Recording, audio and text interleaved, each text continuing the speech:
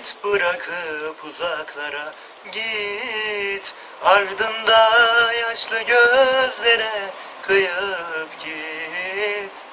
Git bırakıp uzaklara git, istesem de dön desem de hadi git. Git yalan sevdalarına, çaresiz yarınlarına.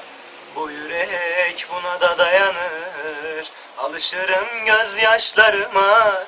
Sana git diyemem, ama kal demek de gelmiyor içimden. Son sözünü söyledin bana bırakıp giderken. Ah gün gelir, olur da pişman olup dönersen, ardından bakıp güleceğim. Sana git diyemem, ama kal demek de gelmiyor içimden.